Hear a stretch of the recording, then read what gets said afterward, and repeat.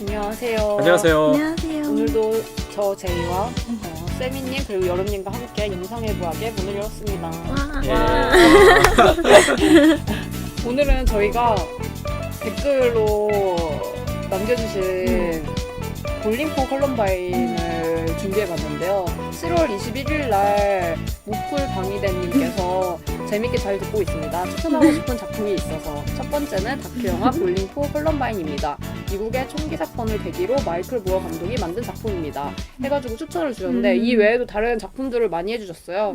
트와이스 캔디팝과 그리고 뭐 키아누 리브스 주연의 폭풍 속으로를 추천을 해주셨는데 저희가 다큐멘터리 이 볼링포 컬럼바인을 말씀하셔가지고 다큐멘터리를 저희가 특집으로 해본 적은 없기 때문에 이거를 다루면 어떨까 해가지고 무풀 방위대님이 추천해주신 볼링포 컬럼바인을 중심으로 저희가 다큐멘터리 특집 해가지고 지금 앞으로 한 작품을 했었고 지금 하고 또 다음 작품을 저희가 기획하고 있습니다. 그래서 이렇게 볼링포 컬럼바인을 준비하게 되었는데요. 이거를 준비를 하면서 이 오프닝을 어떻게 할까 고민을 하다가 우리 한국인으로서는 되게 낯선 경험이긴 하지만 총에 대한 어떤 에피소드가 있으신지 한번 의견을 나누면서 얼마나 총이 무서운 것인가 얘기를 하면 좋지 않을까 해서 질문을 한번 해보고자 하는데요. 세미님은 군대를 갔다 오셨으니까 총을 만져보신 기억이 있을 텐데 혹시 총과 관련된 에피소드가 있으신가요? 저야 뭐 군대를 의무로 갔다 왔으니까 총에 대한 기억 있죠. 뭐 총도 사격해본 경험도 있고 하지만 벌써 예비군 끝난 지도 오래거든요. 예전에 예비군 가면은 한 번 정도 그 사격을 해요. 제 동생 어제 갔는데 2박 3일. 네, 0점 사격을 하거든요. 근데 저는 그렇게 사격을 잘 하던 그 사람은 아니었던 것 같아요. 왜냐면 호흡 조절이나 굉장히 침착해야 돼요.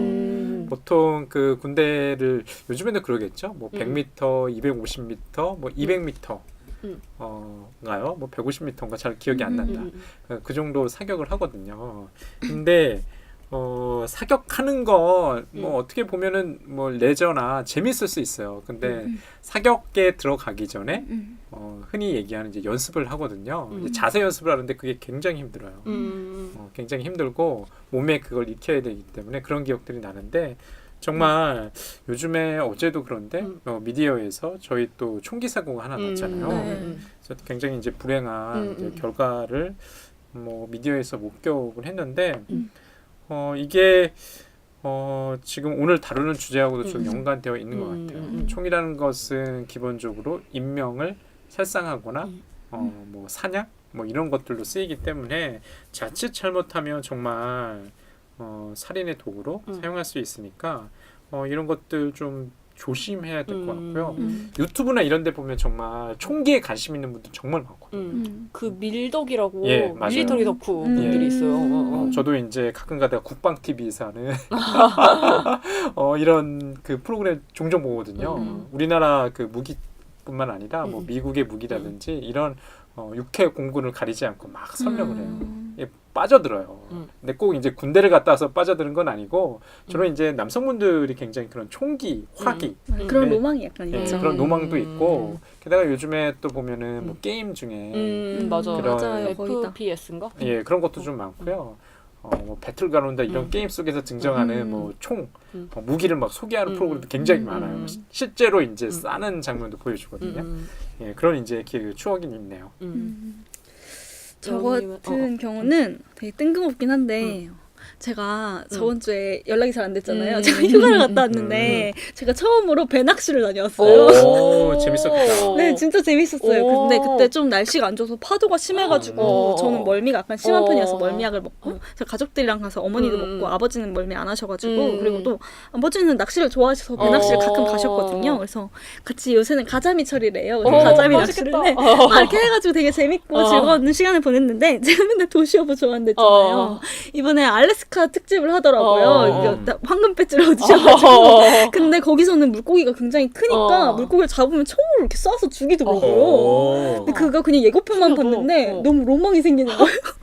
알래스카에서 그렇게 큰 물고기를 잡았을 때의 성취감이 너무 그립고 그걸 총으로 죽인다는 게 되게 와일드하면서 뭐 그럴 수밖에 없겠다. 컨트롤이 힘드니까. 그리고 진짜 살면서 거의 못 해볼 경험이잖아요. 되게 뜬금없이 가자미 요만한 거 잡아놓고 나도 저렇게 낚시를 가가지고 손까지 쏠 정도의 대물을 잡았으면 좋겠다. 라는 생각이 많이 들어가지고. 네. 되게 멋진 꿈이네요. 근데 총을 되게 좋게 사용하는 예 아닐까요?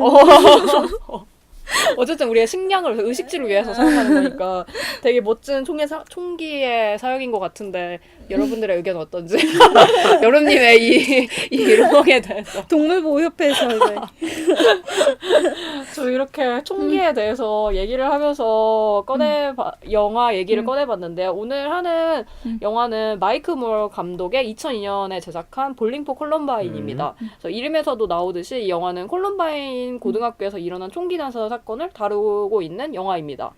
그래서 미국에서는 되게 총기 사건들이 2002년 이후에도 굉장히 많이 일어나고 거의 미국을 가면 총에 맞을 거 아닌가 걱정을 할 정도로 아직도 만연한 일인데요. 그래서 이 영화가 벌써 나온 지 18년, 13년 정도 됐으니까 더 오래됐구나. 15년? 15년 네. 됐으니까 되게 아직도 변하지 않은 현실에 대해서 되게 새삼 놀라움을 느끼게 됩니다. 그래서 두 분은 이 영화를 어떻게 보셨는지, 그러니까 첫 느낌이라고 해야 되나요? 아니면 뭐 이 영화를 다시 보면서 느꼈던 점을 그냥 시작하는 말로 한마디씩 해주시면 더 좋을 것 같다는 생각이 드네요. 이 광고에 제가 볼 때 봤었던 것 같아요. 마지막에 이 영화 속에서 보면은 콜럼바인 학교의 그 피해자죠. 그 피해자 고등학교 학생 2명이랑 마이클 무어가 같이 K마트를 항의 방문하는 장면이 기억이 나더라고요. 그런데 세부적으로는 뭐 기억이 안 났는데 다시 보는데 굉장히 다큐멘터리가 시의적절한 것 같아요. 왜냐하면 아까 제이님께서 말씀하신 것처럼 총기 사고가 미국에서 굉장히 빈번하게 발생하고 우리도 미디어에서 해 토픽 뭐 이런 걸로 보게 되잖아요. 맞아요. 게다가 몇 개월 전에는 굉장히 큰 총기 사고 때문에 미국에서도 반총기 시위가 전국적으로 퍼졌던 것도 굉장히 이슈가 됐었고 거기에 대해서 또 우리 트럼프 대통령은 또 굉장히 또 반대 입장을 또 취하고 그래서 미국 사회라는 것을 총기 사고로 이렇게 들여다볼 수 있는 다큐멘터리예요. 그래서 어떻게 보면은 마이클 무어가 15년 전에 선취했던 그 주제나 메시지가 지금도 유효하다는 생각을 했었고 우리 사회도 좀 돌이켜볼 만한 주제가 있거든요. 그거는 좀 얘기를 하면서 좀 다뤄보면 재미날 것 같아요. 저도 이 작품을 예전에 한번 봤던 것 같은데 별로 막 인상 깊게 보지 않았던 것 같아요. 그게 TV에서 했나? 그래서 되게 가볍게 그냥 봤던 느낌인데 이번엔 좀 그래도 방송을 해야 되니까 좀 자세하게 보면서 느낀 점은 진짜 아까 세미님이 말씀하신 것처럼 지금 한국 사회랑 너무 맞닿아 있다라는 느낌이 많이 들더라고요. 물론 총기 사고 자체는 되게 우연찮게 저희가 방송 바로 녹음 바로 전날에 발생을 하긴 했지만 그 총기 사고뿐만이 아니라 여기서 발생하는 난민 혐오라든지 뭐 흑인 혐오, 인종차별 같은 문제 그리고 또 왕따에 대한 문제, 학교 교육 시스템에 대한 문제를 제기를 하는데 그게 지금 현재랑 되게 맞닿아 있다라는 느낌이 많이 들더라고요. 지금은 저희 한국 같은 경우에는 총기가 없으니까 그냥 학교 폭력 사건으로 많이 이야기가 되긴 하지만 여기서도 지금에서도 계속해서 반복되는 난민 혐오나 여성 혐오나 노인 혐오나 그냥 늘 만연하고 있는 혐오 문제에 대해서 생각해 볼 수 있어가지고 이 이야기가 총기 사건으로 시작을 하긴 하지만 이게 사회 전체에 대한 비판을 하잖아요. 그래서 우리나라 같은 경우는 그럼 어떤 사건을 중심으로 해서 이걸 파헤칠 수 있을까? 이 혐오 전반에 대해서라는 고민을 조금 하게 했던 작품인 것 같아요. 되게 오래된 작품이긴 하지만 무풀 방지대님 덕분에 지금 현 시대를 되돌아볼 수 있는 다큐멘터리인 것 같은데요. 이 볼링포 컬럼바인에 대한 완벽한 스포일러를 한번 들어보도록 하겠습니다. 지금부터 스포일러를 남발하오니 주의하여 들으세요. 네, 영화 볼링포 컬럼바인은 총의 천국이라 불리는 미시간주 출신인 마이클 무어의 이야기로 시작됩니다. 마이클 무어는 미시간주 자체가 총이 되게 보편화되어 있는 사회죠. 그래서 마이클 무어 또한 어렸을 때 총을 쏘고 싶어서 굉장히 안달이 나 있었다라고 고백을 합니다. 그리고 그는 미국 총기 협회의 평생 회원이기도 하죠. 그리고 그 지역에서는 계좌를 만들면 그냥 경품으로 총을 주는 정말 황당하더라고요. 이런 일이 있을 수가 있나? 좀 연출된 건가 싶었는데 그럴 정도로 총이 정말 만연해 있고 그리고 마트에서도 쉽게 총알을 살 수 있다는 것 자체가 저한테 너무 충격적이었습니다. 그럼 걔 감독이 신이 난 모습으로 시작을 해서 이 작품이 총기 사고에 대한 이야기를 하는 게 맞나 싶을 때쯤 갑자기 감독이 1999년에 4월 20일에 발생한 사건을 파고들기 시작합니다. 이 사건은 콜로라도주의 콜럼바인이라는 고등학교에서 발생한 총기 난사 사건인데요. 이 사건으로 11명의 학생과 1명의 선생님이 살해되었고 27명의 사람들이 부상을 당한 사건입니다. 그런데 이 사건의 가해자인 에릭과 딜란이 그럼 이 아이들은 어떤 상황에 처해 있었을까를 인터뷰를 통해서 마이클 무어는 쫓기 시작하는데요. 이 아이들은 되게 뜬금없이도 아침에 볼링을 쳤다고 합니다. 그러면서 볼링 수업을 같이 들었던 학생들에게 이야기를 듣자 그 아이들은 이상했다. 볼링 치는 게 아니라 볼링 공을 그냥 집어 던졌다. 라는 식으로 이야기를 하고요. 네, 그리고 둘은 학교 폭력의 피해자라고도 볼 수 있는 왕따인 학생이어서 둘이 맨날 붙어 다니는 모습을 봤다라는 진술을 듣게 됩니다. 그리고 이 마이클 무어는 에릭과 딜런의 흔적을 쫓다가 갑작스럽게 미시간주 플린트시에서 참혹한 총격 사건을 또 하나 발견하게 되는데요. 이 사건은 살던 집에서 돈이 없어서 쫓겨난 바람에 엄마랑 쫓겨난 한 6살, 7살 남짓의 초등학교 1학년 학생인 아이가 삼촌의 총을 가지고 갑자기 학교에 들고 와서 같은 반 여자아이를 쏜 사건이 밝혀지게 됩니다. 마이클 무어는 도대체 왜 미국에서만 이렇게 총기 사고가 많은가라는 질문을 던지게 되는데요. 그래서 인접한 캐나다에 넘어가서 캐나다에서는 왜 사건이 이렇게 발생하지 않는지에 대해서 열심히 쫓기도 합니다. 그리고 전미 총기협회 회장인 찰턴 헤스턴도 찾아가기도 하고요. 그리고 대중문화가 원인이라는 언론을 따라서 마릴린 맨슨을 만나 인터뷰를 하기도 합니다. 이렇게 마이클 무어는 왜 이렇게 총기 사고가 많은 이유가 무엇인가라는 질문에 대한 답을 찾기 위해서 과거, 현재를 넘나들면서 미국 전체에 대한 문제를 고발하고 있습니다.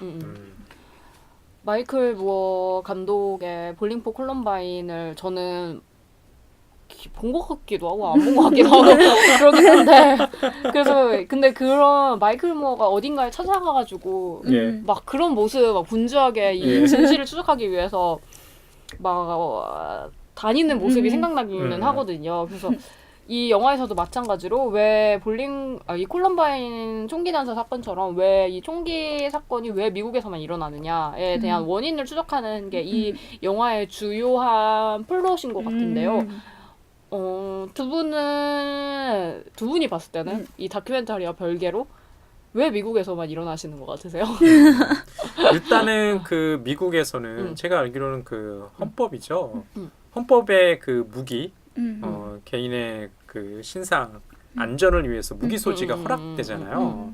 아마 이 다큐멘터리를 보신 청취자 여러분들이 한다면 총기 소지를 찬성하는 사람과 마이클 무어가 논쟁을 벌이는 장면 중에 어떤 장면이 나오냐면 그 헌법을 거론하는 장면이 나와요. 미국의 법에서는 자위권, 스스로가 자신의 안전을 갖다 보호하기 위해서 총기라는 말은 없지만 무기라는 말은 있다고 하더라고요. 웨펀즈가 있나 봐요, 웨펀이. 예, 그런 얘기를 하는 것 같거든요. 그게 과거에는 그게 올바를 수 있었던 시절이 있었을 것 같아요. 무슨 뭐 100여 년 전이라든지 뭐 개척지에서는 공권력이 그렇게 지금처럼 완비가 안 되고 권력이 침투해 있지 못했으니까 그럴 수 있는데 지금은 굉장히 도시화가 많이 진행됐고 교통과 통신의 발달로 굳이 총기가 필요 없는 상황이 됐거든요. 그런데 그럼에도 불구하고 여전히 그 총기 소지를 강하게 주장하는 그런 입장이 미국 사회는 굉장히 강고한 것 같다는 생각이 들었고요. 아마 또 뒤에 얘기를 나누겠지만 기본적으로 미국 사회라는 게 어떤 자본이나 권력이 이런 총기, 폭력을 조장한다는 생각이 들더라고요. 저는 미국 사회 자체가 굉장히 전쟁이 끊이지 않고 늘 폭력이 만연한 사회인 건 맞아요. 근데 그게 마이클 무어가 또 주장하는 바기도 하죠. 그게 분명히 영향을 끼치고 그게 미국 미국이라는 국가와 국가의 문제이긴 하지만 그게 어찌됐든 개인에게도 내재되어 있는 것 같아요. 그럴 수밖에 없는 게 언론과 미디어의 주장이 그렇다라는 것도 또 마이클 무어의 주장이기도 하고요. 근데 그런 모순이 약간 발견되는 지점이 이 영화 속에서 있었던 것 같아요. 마이클 무어가 총기를 소지하는 인물을 찾아가서 인터뷰를 하는데 되게 총기에 대해서 막 되게 찬양을 하다가 갑작스럽게 칼보다는 펜이 강하다라는 식으로 이야기를 하거든요. 그럼에도 왜 총을 가지고 있냐에 대해서는 되게 명확하게 답을 하진 못해요. 그래서 분명히 진짜 펜이 정말 힘이 있다는 게 아니라 꼭 무기만이 답이 아님을 알고 있지만 그런 전반적인 사회 분위기 속에서 자신을 보호하려는 기제는 정말 무기밖에 없다라는 그런 뭔가 자신만의 신념에 가득 찬 저희가 봤을 때 태극기 부대 같은 그런 느낌을 저는 되게 받았거든요. 그래서 그런 사회와 개인의 모순이 이 사람들의 총기 소지에 대한 욕구를 증폭시키는 게 아닐까라는 생각을 많이 했던 것 같아요. 그러니까 이 영화 속에서 보면은 아까도 지금 여러분께서 말씀하신 그 인터뷰 그 장면이 이제 저도 떠오르는데 국가가 사회나 이 개인의 안전을 보장한다는 생각이 미국 사회는 다른 사회보다는 좀 덜하지 않나라는 생각이 들어요. 뭐 반드시 무기 소지뿐만 아니라 그 건강보험. 아마 제가 알기로는 마이클 무어가 또 시코라는 작품에서 미국의 건강보험 제도의 문제점을 다루잖아요. 사회 안전망이나 국가의 안전망이 없다 보니까 그 안전을 책임져야 될 사람은 오로지 개인인 거죠.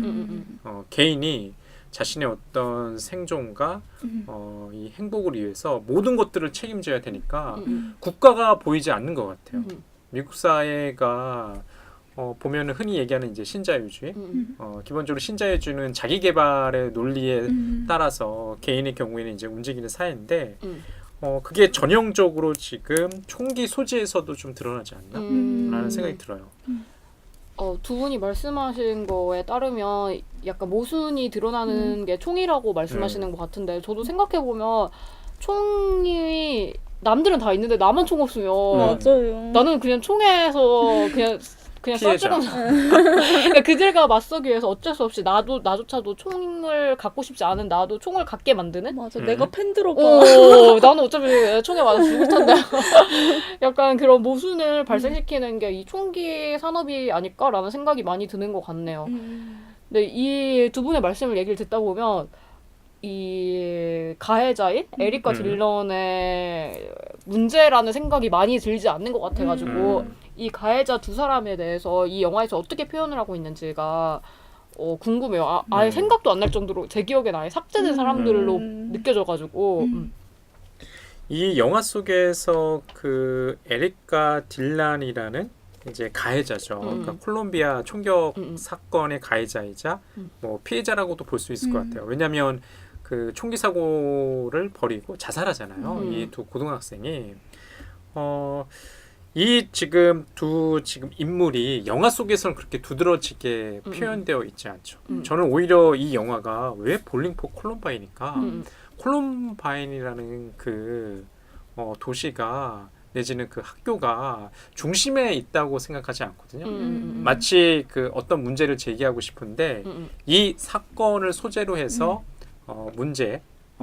포문을 연 거죠. 그리고 정말 마이클 무어 이 연출자가 얘기하고 싶었던 것은 미국의 그런 폭력의 역사 내지는 문화를 얘기하고 싶은 것 같아요. 근데 이게 참 재미나요. 왜냐하면 아까도 우리 여름님께서 잘 설명했다시피 마이클 무어는 미국 총기협회 평생 회원이에요. 그러니까 본인도 어린 시절, 청년 시절에는 오히려 지금 자신이 만들고 있는 영화의 메시지와는 다른 입장에 서 있었던 것 같아요. 거기에 대한 의식이 없었던 것 같아요. 그런데 이 사람이 그 작가, 감독으로서 본인이 카메라를 들면서 비로소 어떤 이 진실이 보이지 않았나? 그런 면에서 굉장히 재미나요. 이 영화가. 왜냐하면 그 마이클 무어의 다른 작품도 그런 것 같거든요. 본인이 과거에는 그렇게 생각하지 않았어. 하지만 이 소재를 가지고 이 주제를 가지고 진지하게 고민하고 인터뷰하고 사람들 만나서 얘기를 나눠보니까 아 내가 기존에 가지고 있던 생각이 잘못됐구나는 것을 밝혀주기 때문에 이 다큐멘터리가 지금도 유효하다는 생각이 들거든요. 실제로 이 다큐멘터리가 뭐 개봉 당시에 뭐 여러 영화제에서 수상도 했고 이 영화뿐만 아니라 이전에 또 영화가 더욱더 많이 알려진 영화잖아요. 그 영화가 뭐였나요? 기억이 잘 안 나는데. 화씨 911? 예, 화씨 911이 더 그랬던 것 같아요.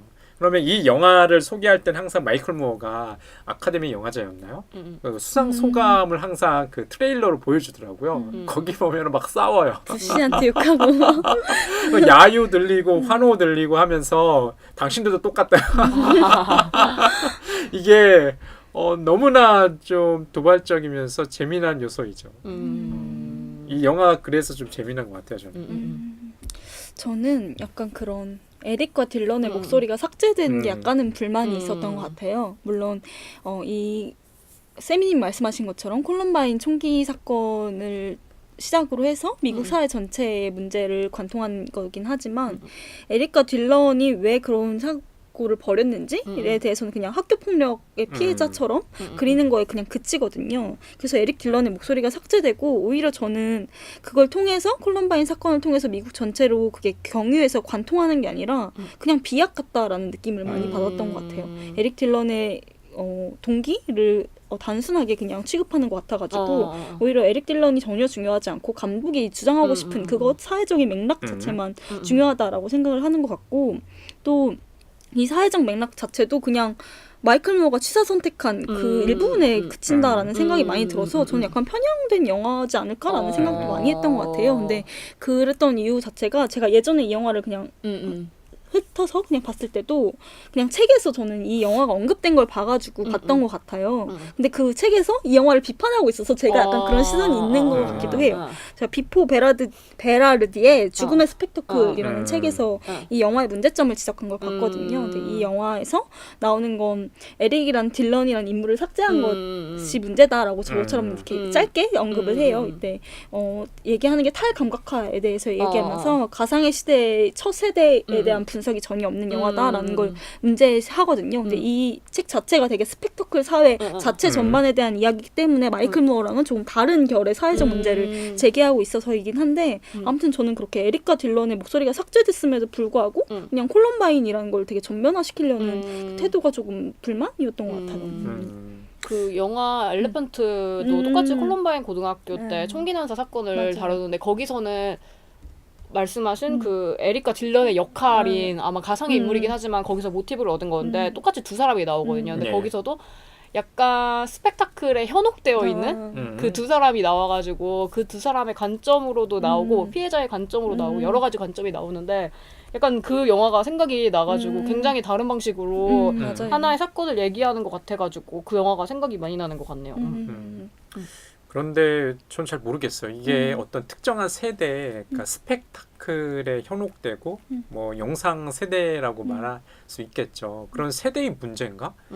꼭 그런 것 같진 않아요. 그러니까 어떤 특정한 세대가 굉장히 공포에 취약하고 대중문화의 어떤 휩쓸려 다니는 그런 세대 어떤 집단으로 생각하진 않거든요.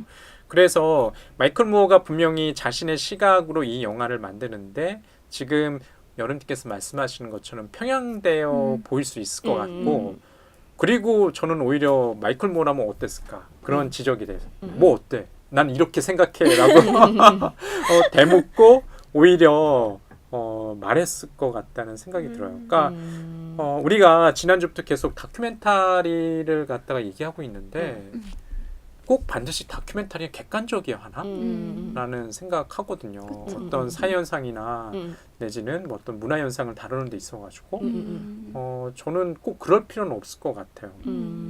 지난 시간에도 뭐 그런 얘기 했었지만 어떤 뭐 기억이라든지 어떤 진실이라는 것은 그냥 파편으로 이렇게 조각조각 나뉘어져 있기 때문에 어떻게 그 조각을 맞추느냐에 따라서 흔히들 뭐 벤야민이 말하는 것처럼 별자리를 다른 별자리를 그릴 수 있지 않을까? 라는 생각을 했거든요. 그래서 저는 오히려 그래서 볼링 포 콜럼바인이 이런 관점을 취한 것도 어떤 효과를 주지 않나, 선명한 메시지를 던지지 않나. 만약에 우리 여름님께서 그런 관점을 채택해서 영화를 만들었다면 전혀 다른 결의 영화가 나왔을 것 같아요. 그러면 마이클 무어의 가장 주관적인 느낌이 드는 장면? 혹은 뭐 편향된 시각이 드러나는 장면, 특정한 장면으로 느끼시는 그런 장면이 혹시 있으신가요? 저는 아무래도 이미지와 그 사운드, 음악이 병치되는 이런 몽타주 효과 특히 와로 원더풀 월드라는 굉장히 유명하고 아름다운 노래가 흘러나오는데 그 흘러가는 이미지는 아름답지 않잖아요. 거기서 오는 좀 그 충격 효과가 있는 것 같아요. 이게 그런 생각이 들거든요. 우리는 미국인이 아니고 미국의 바깥에서 미국을 보니까 그게 직접적으로 이렇게 피부에 와닿지 않는데 미국인들이 봤으면 어땠을까 라는 생각을 하거든요. 특히 도시가 아니라 이런 시골이나 농촌에서 봤으면 어땠을까. 보통 그런 얘기를 많이 들었던 것 같은데요. 미국 사회 굉장히 폐쇄적인 사회라는 거죠. 자기네들이 세계의 중심이기 때문에 자기 바깥에 있는 세계에 대한 이해가 떨어지고 흔히 하는 외국어에 대한 습득도 떨어진다는 얘기를 많이 들었던 것 같아요. 그러니까 시각 자체가 자기 중심적인 거죠. 그런 면에서 미국인들이 봤을 때 그 장면들에서 좀 충격을 받지 않았을까라는 생각 들어요. 그런 역사성을 가진 사람들이 얼마나 될까. 특히 이 영화 속에서 배경으로 나오는 그 콜럼바인이라는 도시가 그냥 중산층 도시잖아요. 근데 굉장히 또 상징적인 게 로키드 마틴이라는 군수 회사가 맞아요. 자리 잡은 회사예요. 그래서 어떻게 보면 경제적으로는 좀 중상층 이상의 도시로서 괜찮은 사이인 것 같은데 거기서 오는 또 무력감도 있는 것 같아요. 저는 제일 약간 편향됐다 아니면 마이클 무어의 시선이 너무 드러나서 문제점이다라고 생각했던 게 캐나다 총기 사고랑 미국의 총기 사고를 비교하는 그런 장면이었던 것 같아요. 근데 캐나다에 직접 마이클 무어가 찾아가죠. 찾아가서 여기서는 왜 총기 사고가 안 나는지를 파헤치면서 뭐 복지 이야기도 나오고 뭐 아까도 계속해서 얘기하는 미국 사회의 공포 문화에 대해서 막 밝히기 시작해요.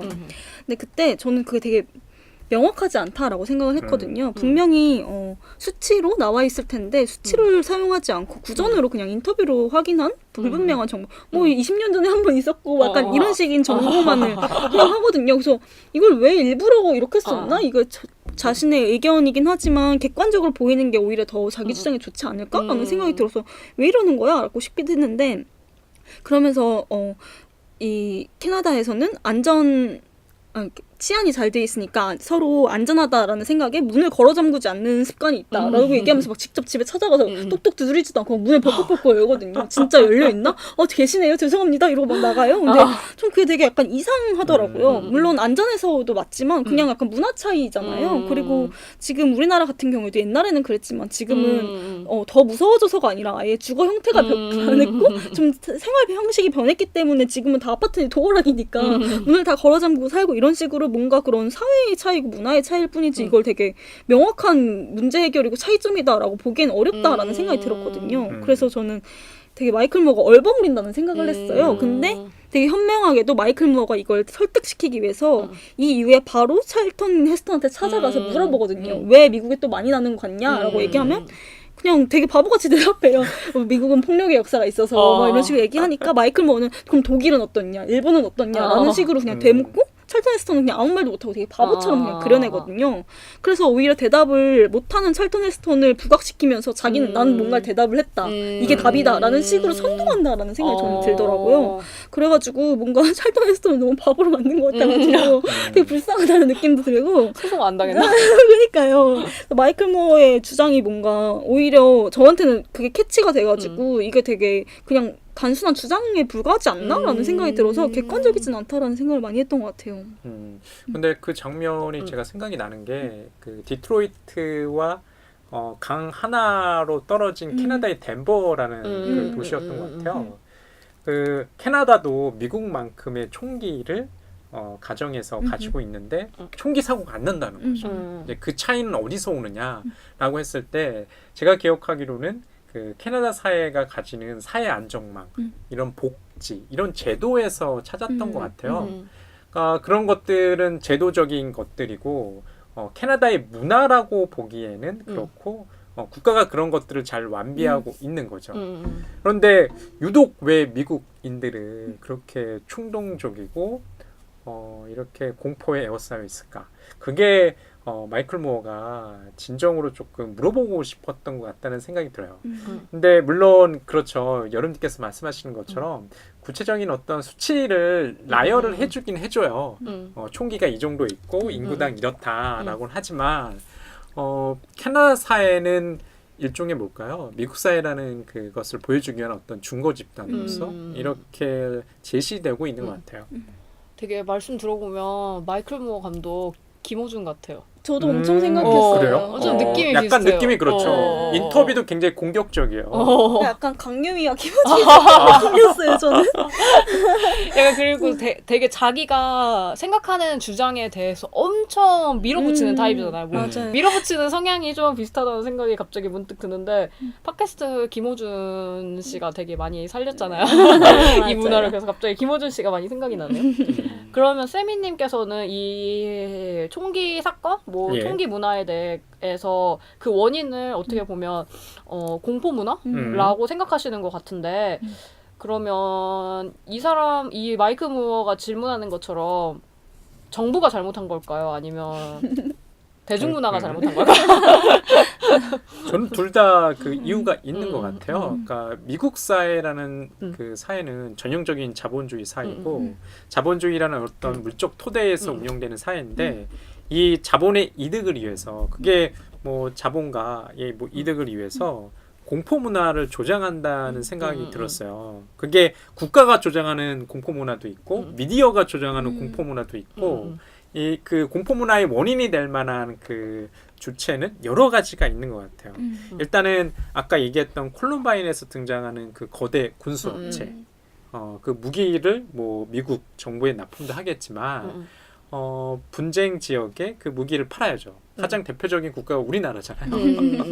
분단 국가니까 아마 우리나라 같은 경우 제가 알기로는 대한민국에서 수입하는 무기의 양이 어마어마할걸요. 그렇기 때문에 무시할 수 없는 시장이죠.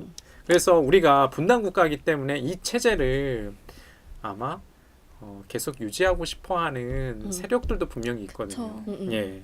그런 것들을 생각해 보면은 이 영화가 주는 메시지가 꼭 미국만의 문제는 아니거든요. 그리고 이 피해자들은 우리와 같은 굉장히 평범한 사람들이잖아요. 그런 것들을 마이클 무어가 꼭꼭 집어내는 것 같고요.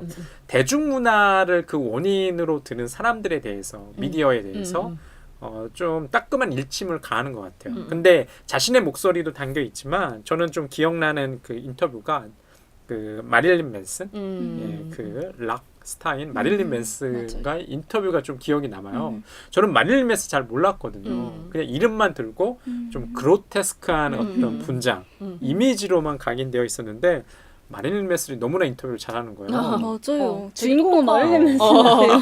이 사람이 굉장히 또 논리적이에요. 맞아. 그러니까 좀 마릴린 맨슨을 찾아봤더니 여러분도 아시다시피 마릴린 맨슨은 마릴린 멀로라는 그 여배우의 이름과 찰스 맨슨이라는 연쇄살인범의 이름을 조합해서 만든 이름이에요.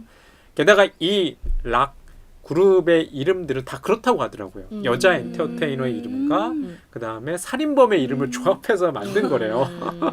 그래서 이 당시에 콜럼바인 사건 때 그 대중문화에서 무슨 게임가, 뭐 음악가 같은 경우에 어떤 그 책임을 전가하는 그런 태도에 대해서 마릴린 맨슨이 따끔하게 일침을 놓더라고요. 본인은 신을 혐오하는 게 아니라 이 신이라는 이름, 종교를 이용해서 교육받지 않는 사람들, 이용하는 사람들 혐오한다라고 이런 인터뷰를 했다고 그래요. 이 인터뷰상에서는 좀 비슷한 취지로 얘기를 하는 것 같아요.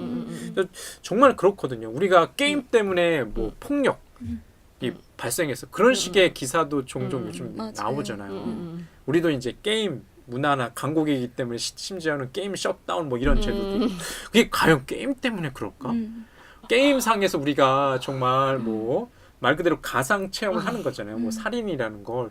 그래서 오히려 그런 폭력의 문화가 조장될까? 오히려 더 반대 아닐까요? 순화되는 거 아닐까? 그런 걸 가성으로 우리 해봤기 때문에. 아, 이래서는 안 돼.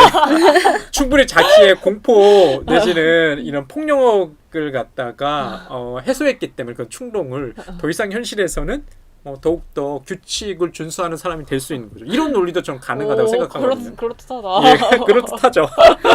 저도 약간 반반 반은 그래요? 동의는 하는데 그 아까 말했던 그 책에서 나왔던 내용이 중요한 건 게임의 내용이 아니라 디지털 환경에서 발생한 인지적 변이가 생겼다라고 이야기를 하거든요. 어떤 변화가 생겼나? 그래서 게임이 선사하는 자극 자체가 고통이나 쾌락에 의해서 신체적 경험이 탈감각화된다는 거예요. 저희 직접적인 경험이 아니라. 그래서 총기 사고도 진짜 손끝에서 느껴지는 감각이 있긴 하지만 그 손을 떠나서 그 총알에 의해서 사건이 발생하는 거잖아요. 그래서 그런 문제가 분명히 있다. 그래서 볼링 포 콜럼바인은 그것을 고려하지 않았다라는 식으로 비판을 하는 거였거든요. 그래서 저도 반 정도는 어느 정도는 해소를 할 수 있지만 그게 정말 다른 부작용을 낳을 수 있다에 대해서는 좀 동의하는 것 같아요.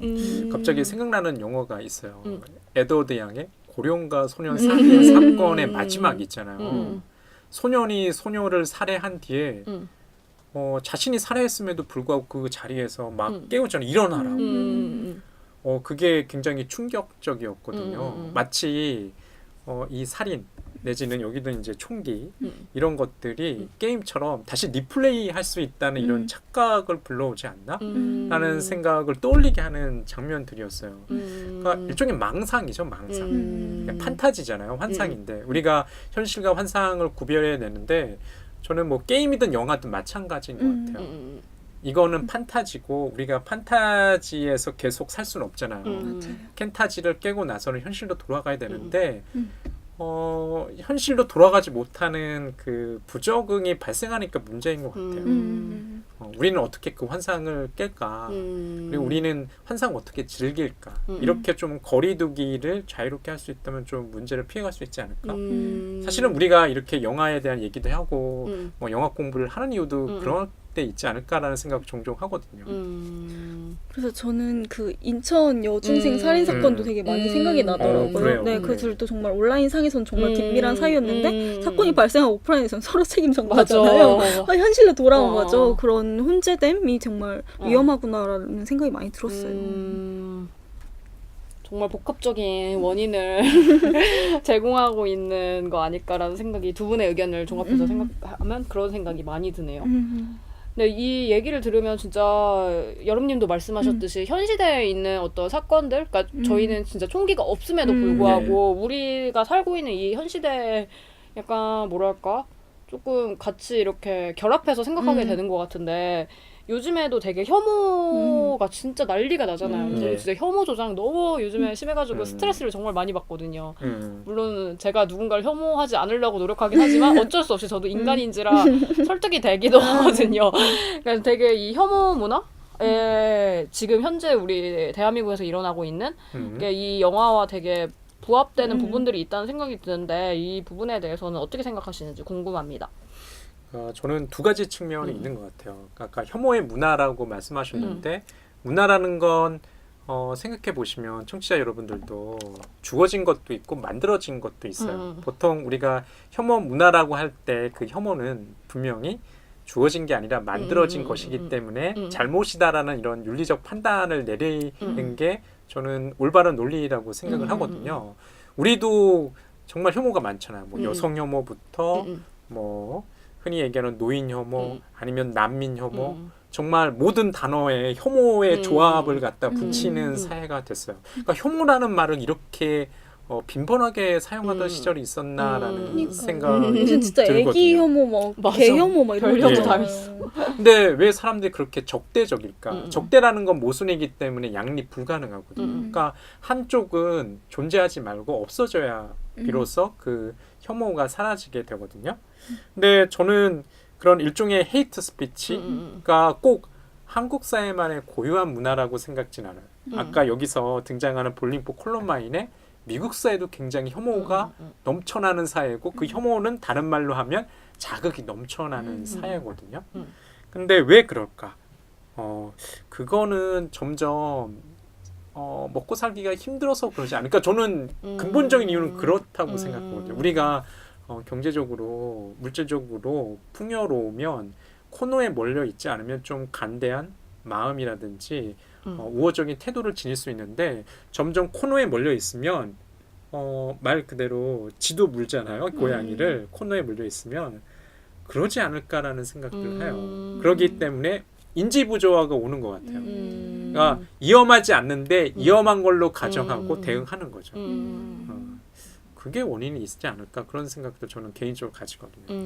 그럼 마이클 무어 감독과 같은 의견이신 거 아닌가요? 캐나다는 복지가 잘 돼 있고 그러네. 네, 그런 걸 저는 주장하잖아요. 사실 한국 사회에 그렇게 가야 된다고 저는 믿어요. 그러니까 요즘에도 그 좀 논란이잖아요. 경제 정책이 있어가지고 맞아요. 최저임금에 대한 것이 그걸 올리는 방향으로 정책을 잡았는데 경제 지표가 나쁘니까 뭐 언론 미디어뿐만 아니라 이걸 공격하는 의견이 굉장히 많이 요즘에 증가하고 있더라고요. 저는 좀 이해도 가긴 가거든요. 그런데 이 상황에서 계속 구 체제 내지는 그 구 패러다임을 따라간다고 해서 문제는 해결될 것 같지는 않거든요. 새로운 시도를 해야 되는데 그 새로운 시도를 할 때 저는 좀 시간이 필요한 것 같아요. 그 결과물을 받아들이기까지는. 그래서 과연 사연정망이라고 뭐 얘기할 수 있는 것들 솔직히 얘기해서 옆에 누가 사는지 잘 모르거든요. 그리고 뭐 고독사나 이런 것도 분명히 많이 증가하고 있잖아요. 이게 뭐 가족이라든지 아니면 그 밖에 관계들이 사회적 관계가 다 끊어지기 때문에 발생하는 문제라고 저는 생각하거든요. 그래서 아마 마이클 무어와 좀 비슷한 시각을 가지고 있는 것 같긴 해요. 근데 그게 완비된다고 해서 모든 게 해결된다고 생각지는 않아요. 개인이 또 책임져야 될 부분도 있다고 생각을 하거든요. 저는 이런 혐오 문화가 뭔가 자신의 안전함을 확인하려는 태도인 것 같다는 생각을 많이 했어요. 특히 이 총기 사고를 포함해서 되게 공포스러운 사건이 많잖아요. 아까 말씀하신 것처럼 막 토막살인 사건도 얼마 전에 발생하고 그렇게 많은 사건 사고들이 뉴스에서 너무 많이 나와서 오히려 뉴스를 안 보게 되거든요. 보면 너무 끔찍하고 전 싫어서. 근데 오히려 그걸 즐기는 사람들이 분명히 많은 것 같다라는 생각을 많이 했어요. 특히 막 블랙박스 영상 이런 거 좋아하시는 분들은 진짜 좋아하시잖아요. 근데 물론 그 사건이 실제로 발생한 거긴 하지만 저희한테 일어날 가능성이 거의 없고 정말 진짜 스펙타클의 끝이라고 저는 생각을 하는데 그걸 그렇게 보음으로써 오히려 이런 사건이 일어날까 봐 무서워와 함께 나는 이런 사건이 일어나지 않아서 다행이야 라는 식으로 자신의 안전한 그런 바리케이트를 친다는 느낌이 많이 받았어요. 그래서 타인의 진짜 불행이 나의 행복이 되는 나는 살아있어 나의 생존을 확인하게 되는 그런 문화가 전반적으로 생기는 게 아닐까라는 생각이 드는 것 같아요. 그래서 뭐 개를 싫어하거나 애를 싫어하거나 노인을 싫어하나 하는 것도 나는 안 저러는데 나는 저렇게 빨갱이 아니고 빨갱이 거리지 않고 막 나는 저렇게 개념 없이 뛰어다니지 않고 이런 식으로 뭔가 난 그렇지 않아 라는 그런 구획을 짓기 위해서 뭔가 혐오 문화를 사용하는 게 아닐까라는 생각도 많이 들었던 것 같아요. 되게 도덕적 강박도 심해지는 것 같아요. 맞아요. 이런 문화가 나는 그러면 안 된다는 생각. 그래서 남의 눈치도 되게 많이 보게 그쵸. 되고 약간 좀 뭐랄까 좀 사람을 피폐하게 만드는 그런 분위기를 조성하긴 하는 것 같아가지고 더 이상 혐오 문화가 멈췄으면 좋겠습니다. 저희가 이렇게 문풀방지네님께서 추천해주신 볼링포 콜럼바인에 대해서 얘기를 하고 있는데요. 물론 청취자 여러분이 추천한 영화이기 때문에 저희에게 굉장히 소중한 영화이지만 하지만 그럼에도 불구하고 우리가 이 영화를 볼지 안 볼지를 그래도 선정을 해준다면 정말 더 좋을 것 같다는 생각이 들어서 오늘도 필름 필터링을 시작해 보도록 하겠습니다.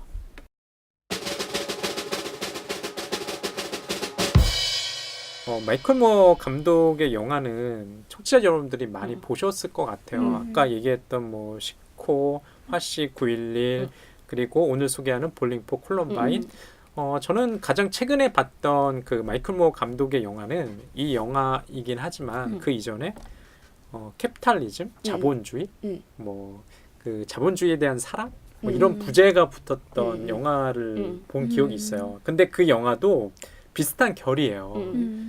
미국인들의 이런 맹목이 어디에서 기인하나 맹목이거든요, 정말. 어떤 자본주의에 대한 믿음, 이것을 지켜야 된다는 믿음, 아니면은 총을 가져야 된다는 믿음, 이런 믿음들이 어디서 유래할까? 그러니까 미국 사회의 어떤 단면을 보여주기 때문에 굉장히 재미났던 것 같거든요. 다시금 한 15년 정도 뒤에 이 영화를 보면서 저는 마이클 무어의 어떤 시각, 여기서 뭐 어떤 해결을 제공한다고 생각지는 않지만 가령 예를 들어서 9.11 예방 전쟁을 목표로 부시가 이라크도 침공하고 아프가니스탄에도 전쟁을 벌였지만 세계는 더 안전해지지 않았거든요. 맞아요. 그게 좀 보여주는 것 같아요. 이 영화가 여전히 유효하다는 거. 그래서 추천드리고 싶습니다. 여름님은 어떻게 생각하시? 저는 이 영화가 편향되었다라고 비난을 하긴 했지만 저희가 저번 주에 방송했던 사라폴리 우리가 들려줄 이야기를 조금 생각해 보신다면 그 영화를 저희가 해석하면서 이 결론 중에 하나 낸 게 진실은 없어라는 이야기였거든요. 그래서 볼링포 콜럼바인 또한 여기서 이야기하고 있는 주장이 무조건 옳다가 아니라 다른 주장도 많고 그리고 그 다른 주장들이 하나로 다 합쳐져야 정말 이 사건의 이 미국 사회에 대한 진실을 밝힐 수 있다라는 생각이 들어서 다른 작품들과 함께 보시면 어떨까라는 생각이 많이 드는 것 같아요. 특히 또 콜럼바인 이 총기 사건에 대해서 관심이 있으신 분들은 아까 제이님이 말씀하셨던 엘리펀트와 같은 작품을 함께 보면서 보면 좋은 작품이 아닐까라는 생각이 들었고 제가 약간 선동하는 것 같다라고 이야기를 하긴 했지만 뭔가 저희도 그렇게 나름 뭔가 비판의 견지를 두고 저희 다 셋 다 이 영화에 대해서 다가가고 있다고 생각을 하거든요. 저희 청취자 여러분들도 그렇게 비판의 견지를 두고 이 작품을 접하신다면 좋은 작품이 되지 않을까라는 생각에서 우선 추천드리고 싶습니다. 두 분 저는 왠지 의견이 갈릴 줄 알았는데 의외로 안 갈렸네요. 역시 무풀 방지대님의 좋은 추천이었던 것 같습니다.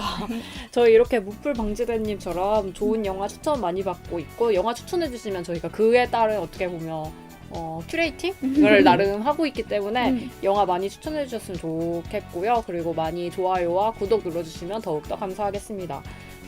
저희 다음에 또 뵙겠습니다.